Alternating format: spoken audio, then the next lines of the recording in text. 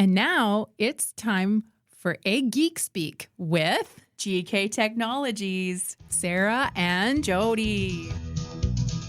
In the fields again, I just can't wait to get in the fields again.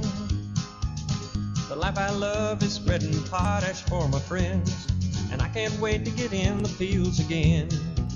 No, I can't wait to get in the fields again. All right. Well, today we have a great podcast in store. So we're going to talk today a little bit about precision agriculture.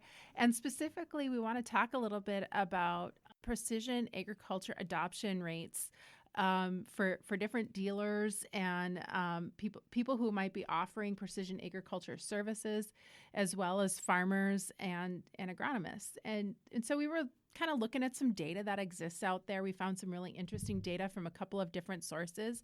And so we're going to kind of hit home and decide or visit a little bit about that.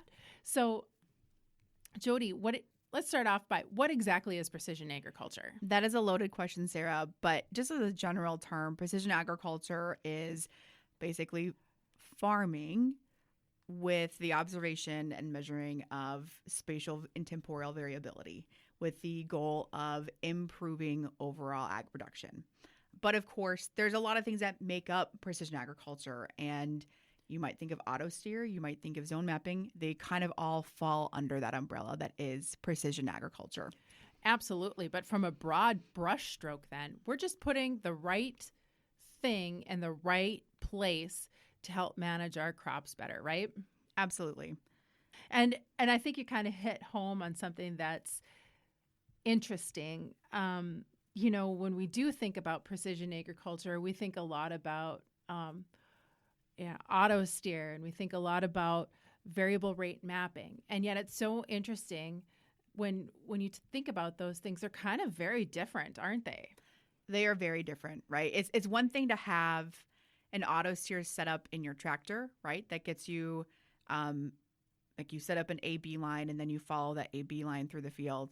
You're not really accounting for, your different zones. You're just going across a line. However, when you think about doing variable rate, you're then thinking about that map and you're responding to that spatial variability. So yeah, it is very different. And when you think about it, and what we do all the time here at GK Technology, when we're actually putting together maps, zone maps or prescription maps, quite frankly, driving the tractor straight doesn't really come across our mind that much, but we're sitting and thinking about how to put data layers together. And yet, if that tractor doesn't have that GPS component to it, it's kind of an interesting challenge, right? So it's something that maybe we don't think about auto steer working all the time, but it's a really important deal. And yet I would venture to guess that maybe someone who's running a tractor with auto steer might not necessarily be thinking about how those data layers come together when they're mapping either. So that's interesting. I read a paper that came out of actually South Dakota. It was in 2021. It was very interesting, and they talked about how we can think about different precision agriculture technologies, and they kind of categorize them into two separate categories: embodied knowledge technologies and information intensive technologies. And they're really two separate things, aren't they? They are. When you think about it, what embodied knowledge precision agriculture type is something that like you put in the tractor, you press on and maybe set a couple of things, but then you're good to go. You don't really need to think about, is this controlling the part of the steering, or like you don't really have to think about data layers or processing anything to get that setup going. You just put it in the tractor and go. It doesn't take any extra skills. You just get it in there and you go. Yep. And I'm also thinking about this too, because I've set up auto steer, some of the older systems, and it's not always so straightforward, but it makes sense in the context of like, okay, embodied knowledge versus the other type of precision ag technology, like information intensive. And when we think about like information intensive, we're thinking about collecting data from a yield monitor. We're thinking about putting together zone maps for soil sampling that we can then take and turn into a VRT map. And so that's when we think about precision ag as these two buckets that Sarah's talking about from the South Dakota paper. You've got your embodied knowledge types, your GPS, your auto steer, your click and go, we'll say, and then your information intensive types. Going back to that embodied knowledge technology thing, it's always so interesting because, you just get in the tractor cab, you push the on button on the auto steer and the tractor just takes off, right? And away it goes. And it's all fine and dandy until it goes out and the hired man's driving and he calls you on the CB and he's like, the auto steer quit working. What do I do? And you come back and you say, it's okay. Just grab the wheel. We used to do this all the time. Just grab the wheel, man. Again, me as a farmer, it's so funny because I have it happen, right? You have a satellite go out and you're just like, okay, I'm planting. Like, do I wait for the satellite to come back or do I just go? And then sometimes you go, sometimes you wait, but then you just wait until the crop emerges so you can check. You're like, oh yeah, you drive by it on the road and then you see exactly where you're like, oh, yep, that's where I lost the satellite. And then you can see where it came back to. Oh, it's so funny because I have actually seen farmers do that where the auto steer goes out and they didn't have markers on their planter because it costs so much to add those markers. And they're like, well, I've got auto steer. I don't need these anymore. And it was a hardware issue, making different colors talk. And for whatever reason, they just could not get it to go. And there was rain in the forecast. So they planted for like 48 hours without auto steer. And they drove it. And it was corn. And it actually wasn't that bad to combine. That guy could actually drive pretty straight. It was pretty impressive. It is amazing. Like, it is... This is a little off topic, but like, it is amazing. Somebody that can drive a tractor straight, it is absolutely a skill. Like when I sit in the tractor and I drive straight, quote unquote straight, it's not straight. But if my dad's doing it, I don't know what he's doing, but he can drive it stick straight. It's great. But he's also been driving tractor for 60 years. Yeah. I remember growing up on the farm where I was out in the field, doing some cultivating in the spring of the year. And one of the guys came out and they looked at the field and they said, well, it looks like a drunk snake went through here, but that's okay. That's why I always offer to plant the fields that are away from the highway so that no one has to see like all the nice little squiggles that I make. You get more in a crooked row.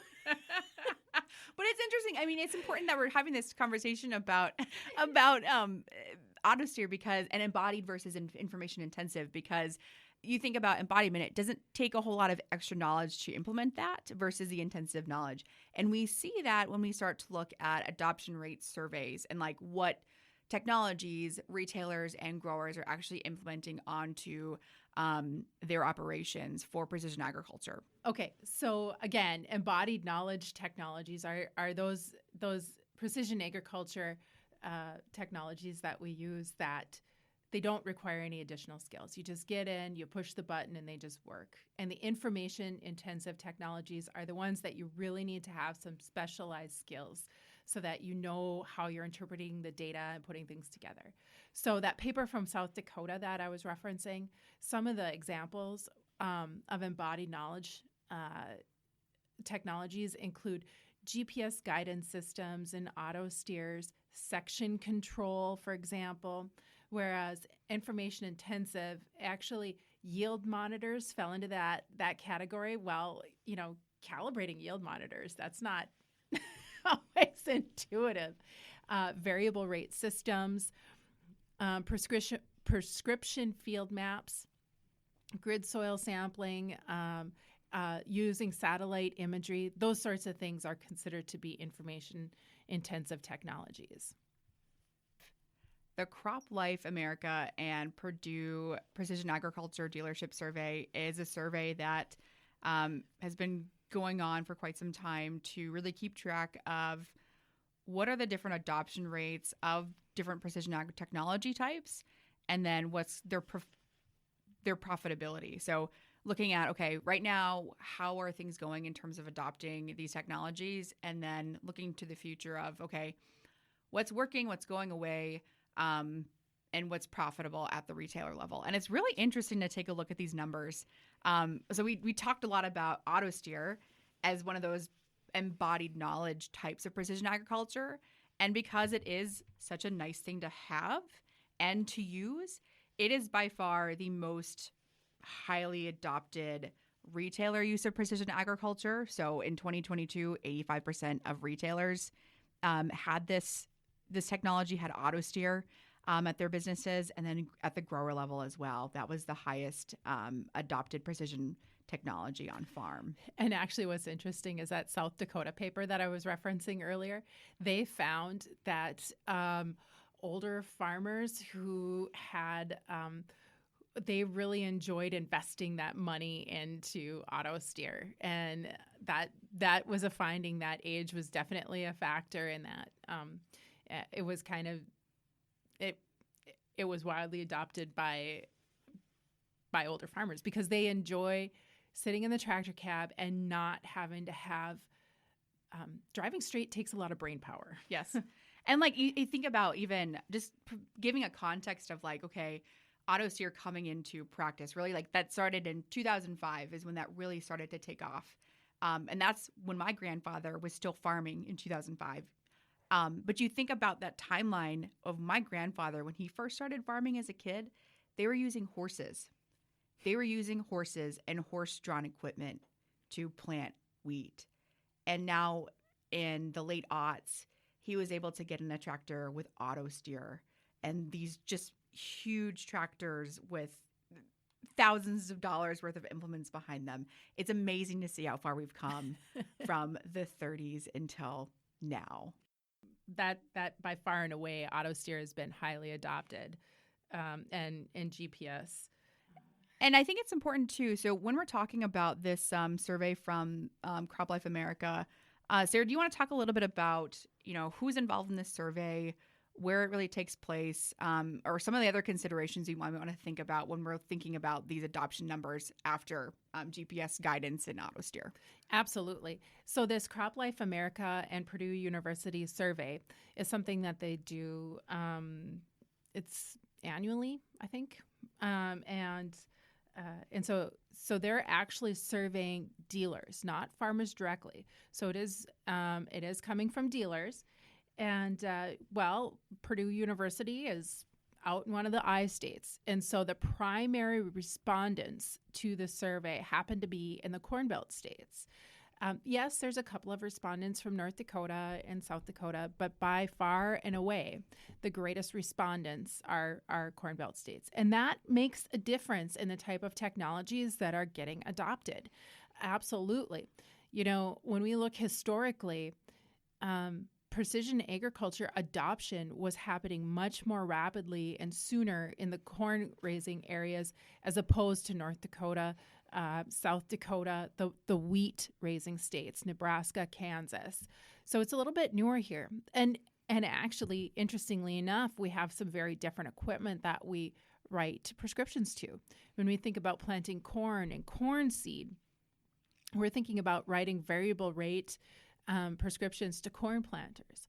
Well, I work with plenty of farmers and agronomists who are air seeders, all air seeders, and we're thinking about variable rating soybeans, or other such things going down with an air seeder, and it's fine. They variable rate great, but we have to think about that prescription a little bit differently. Air seeders deliver pounds per acre, and planters deliver seeds per acre. So the way that we write those is different, and it's really fascinating the different things that we can actually do with air seeders and planters and how they just manage things differently. Don't mind me just writing a little note over here about the writing prescriptions for corn planters versus air seeders. That's a really important point. That corn planters you got to write scripts for at seeds per acre, whereas air seeders are pounds per acre. Mm-hmm. I think that's probably anybody that runs both or one or the other. It's probably very obvious, but that's very good to know. Thank you for bringing that up, Sarah. Yeah, absolutely. And the adoptions of even what variable rate technologies they are using in the Corn Belt states is somewhat maybe a little bit different as opposed to at least around here in North Dakota, northern Minnesota. When you take a look at that survey, about 75% or about 70% of the dealers are actually currently offering variable rate lime applications. It's a huge fit for variable rate out there. They've got more acidic soils than we do, although there's definitely research out in Western North Dakota, right, Jodi? Absolutely. Do you think we're going to have a fit for it out there? Absolutely. And yeah, just to talk about this for a minute too. So if you know me from my AgVise experience, one of the projects I spent a lot of time on was working on some long-term trials looking at mending and increasing pH on acidic soils on my home farm in Western North Dakota. And in North Dakota, we don't have as much data, of course, as the states that are farther east, the I states that have been dealing with lime or like acidic soil issues since the early 1920s. So we don't have as much data. But what the point that I want to make here is that even though we don't have the very hyper-local data of liming in North Dakota yet, it's coming. What we do know, though, is that applying lime to acid soils does increase pH. That is why so many of those retailers do offer that service. It is a standard practice in those areas. So again, point is applying lime, calcium carbonate increases soil pH. We'll be seeing that more here in the Northern Great Plains as the years progress. Absolutely. And interestingly enough, the top 3 variable rate technologies offered by dealers in this survey is, in fact, variable rate fertilizer applications, variable rate lime applications, and seeding prescriptions. So very interesting. Although one of the items that is on this 2022 survey looks like about 34% of the respondents are looking at variable rate pesticide applications, and they are anticipating just over half are anticipating offering that into the future, into like 2025. So that looks like one of the things that's going to be coming, and it's going to be really interesting to think about variable rate pesticides. And I wonder too on that, Sarah, I wonder if part of that like high prediction of adoption, and again, we'll post a link to this survey so that you can take a look at these graphs as well. But to reiterate, what they're looking at for predictive response or like predictive adoption is going from 34% in 2022 all the way up to 56% in 2025. And so I wonder how much of that prediction is thinking to some of these newer sprayers that are coming on the market, like See and Spray or the Weed It system. I know there's others too. I wonder if that's where some of that prediction and use is coming from. I'm going to be really curious to see and understand that as well, because there's obviously a lot of good that can come from that. But I'm going to be also curious to see the difference in variable rate pesticide applications when we start thinking about soil residual pesticides versus post-applied pesticides. And of course, we also have to think about variable rate pesticides. When we talk variable rate, we may be variable rating, but we have to use the right rate in the right place. And especially with post-applied pesticides, we cannot be creating resistance out there. So sometimes the right rate just has to stay there, and it's going to be more of a concept of on and off versus actually variable rating. Yep. Yeah. And I mean, it's hard when we talk about VRT pesticide application, and I'll just stick to herbicide applications for now. And this is me coming from my weed science background. But when you think about it, some of these labels, they change what rate is appropriate given the organic matter type or the texture type or the pH type. And so when you think about it, if you're going across a field and you know there's variations in those type, are you then using the right rate by not varying? It's kind of a gray area. And I don't mean to question all of your herbicide application practices. That's not what I meant to do. But there's probably ways that we can do it better so that we're helping to provide the right rate in the right areas and hopefully better control weeds and reduce the risk for herbicide resistance development in the future. Absolutely. It's going to be really fun. And yet I think when we get into residual herbicides, I think there's definitely going to be a fit for some honest variable rate where we are changing the rates based on soil pH and organic matter levels out there. I think we're going to be able to have better efficacy with our pesticides, and also and also help reduce unwanted carryover by doing that. Yeah, I think that's a really important thing to think about too, because like when I first thought about variable rate pesticide applications, again, herbicide applications in areas with low pHs, my first thought was, oh, let's make sure that we're getting the best rate for the area so that we're optimizing weed control. But I really think in those areas, and me thinking specifically Southwest North Dakota, Eastern Montana, what probably is more important is reducing crop response in those areas that may have higher pH where the herbicide's a little bit more active. In those higher pH areas, like 7.5, 8, where there's a lot of calcium carbonate, maybe bringing back those rates down, and then still having those higher rates in the areas that have lower pHs. And then avoiding crop response during that year. And then also, like Sarah mentioned too, avoiding that carryover in future years. So again, important to always read and follow label directions, but there could be some wiggle room here for varying that rate to get better outcomes with our herbicide applications. Absolutely. And one of the things that we haven't talked about yet is soil sampling. And soil sampling sure seems like it is changing over time. Of course, soil sampling is something that's just absolutely near and dear to my heart, if anybody's ever listened to me. Sarah, can you please tell us the name of your soil sampling vehicle? Absolutely. It is the Blue Beacon of Soil Sampling Hope. And for all of you South Dakota people out there, it is not the Blue Bunny of Soil Sampling Hope. That is a shout out to one specific agronomist down there in South Dakota. It is not the Blue Bunny. It is the Blue Beacon. I am an NDSU person. I will say congratulations to the Jacks this year, though. That was an important clarification. And yes, congratulations, Jackrabbits. But we got to talk about soil sampling.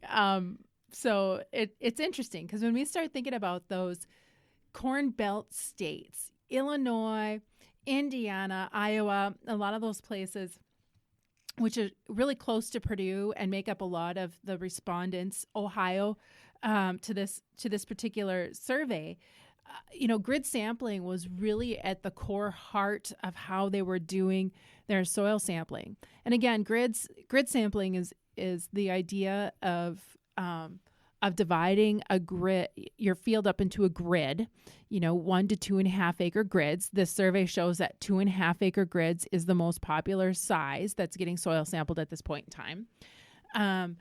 But 1 to 2.5 acre grids, and you soil sample each grid as if it's its own field. You send in the soil samples, and you have it analyzed. When you get those results back, you bring it into the software, and you process it together so that you can see how different soil parameters are changing spatially over the field. In this instance, it is really the soil sampling itself that is describing the variability. And that has been just extremely popular in the Corn Belt states. More in the wheat raising states or areas with larger acreages in the fields. I've worked with some fields that are a section in size out here for sure. The zone management tends to be a little bit more popular because you can imagine that soil sampling a section in 2.5 acre grids takes a while. It's quite labor intensive. It takes a long time. And so that's one of the things that's different. But zones are different in the fact that we use data, we put data together, and it is the data that helps us understand the spatial variability of the field. And so we use that data, we divide it up into oftentimes 3 to 7 zones, seems to be pretty frequent. Doesn't mean you need to stick to those rules hard and fast. But you sample each one of those zones as if it's its own field, and then you get the soil sampling data back, and you can put it in the software and then create variable rate prescriptions based on that data from there. In this instance, it is the data that is describing the variability. It's interesting because grid sampling was around before zone sampling, really, and far more prevalent in the Corn Belt states. And, the survey is really starting to show some differences in some of those grid sampling trends. Yeah. It looks like, looking at the data of respondents, and it looks like they survey these dealers every other year to get a little bit deeper onto their soil sampling offerings and their precision soil sampling offerings. And it kind of looks like they're moving away from grids, or actually reducing the overall number of, or like retailers are reducing their offerings of grid sampling, and they're either moving to management zones or moving back to a traditional whole field approach. So moving from 2015, 75% of retailers that were surveyed offered grid sampling, and that number is only 56% in 2021. We would expect maybe that some of those would be moving into management zones, but it looks like the numbers increasing a lot more for those whole field approaches instead. And a couple comments I want to make here too is that grid sampling was initially how we approached soil sampling on a precision ag or like precision basis here in North Dakota as well, specifically for managing sugar beet. Because with sugar beet, you don't want to have a whole heck of a lot of nitrate at the end of the soil season, because that will encourage the beet to grow vegetatively instead of storing sugars down in the beet. So when you have too much nitrate at the end of the season, you'll get lower quality sugar and lower content of sugar in your sugar beets. So there was a push in North Dakota to sample on whole field scales for these sugar beets to manage nitrate, and nitrogen, I should say. So they tried doing, 1 acre grids, 2.5 acre grids, 5 acre grids, and they just found that when it was too labor intensive at the 1 acre and 2.5 acre grids, and when they were doing it at a 5 acre grid scale, it was just too coarse and really didn't account for that variability of nitrate over the field. It wasn't worth their time to do. And so that helped bring in the concept of, okay, we know that nitrate moves with water, and water moves over the landscape, and we can see the variability there. Is there a way that we can take these grids and move them into more of like a zone management and take a look at the landscape, these different data layers, and put together something? And that's kind of how zone management came alive, at least here in the Northern Great Plains. And so zone management is a great fit for us here in the Northern Great Plains, because our number one nutrient that we need to be thinking about in terms of just value that we can soil test and capitalize on knowing is going to be that residual nitrate value, because we can take that, we can account for it, because we have these beautiful, very cold winters. That means water isn't moving through the soil profile because that soil is frozen, and there's not water or microbes that are breaking down that nitrate either during the winter. So for us, it makes more sense because we want to test nitrate at the end in the fall every year, so we know it for the upcoming growing season. It makes much more sense to have those 3 to 7 management zones versus having to go out and grid sample a field every single year. Absolutely. And it's so interesting when you take a look at nitrogen data from years past, and you can pick out every single drought year on that nitrogen data. It's just interesting. You can totally pick out 2021.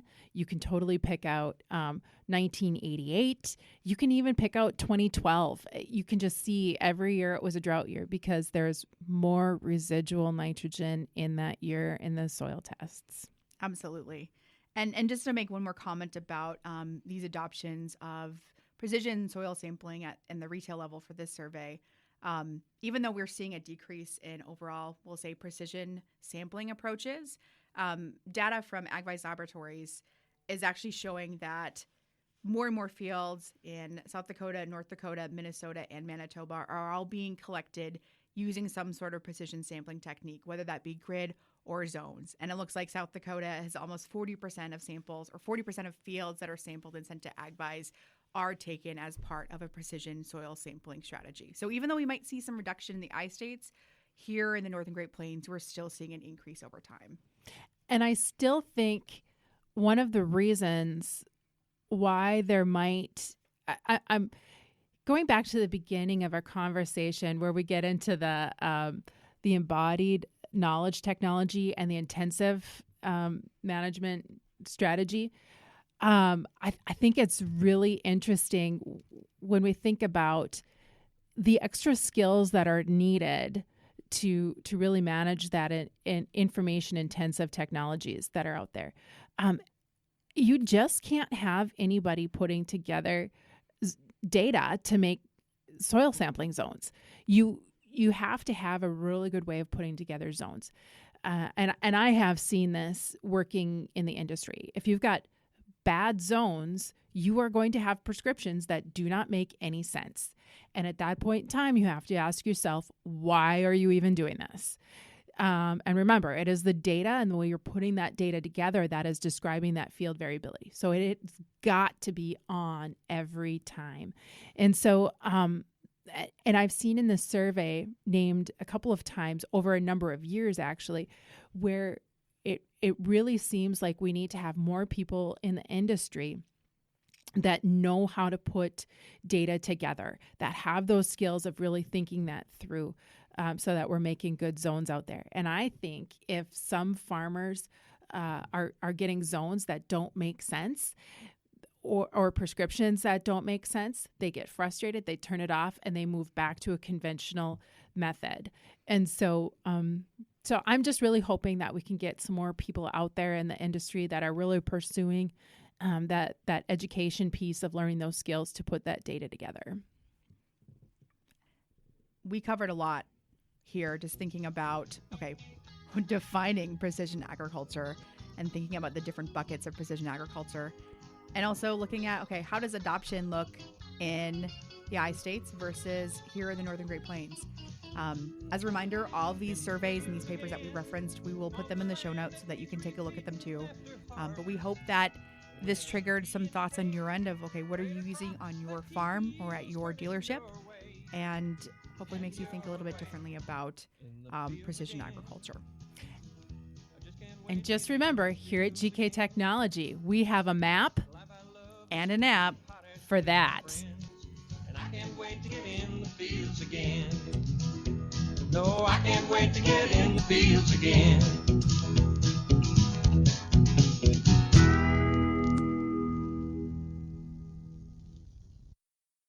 Let the geeks at GK Technology help you with your agricultural data. Their agronomists know agriculture. When it comes to creating soils and zone maps to maximize yields in your fields, you can trust the people with decades of experience in site-specific agriculture. Everyone at GK Technology has a background in agriculture, so they know what makes a farm run, and they speak your language. The geeks at GK Technology have a map and an app for that.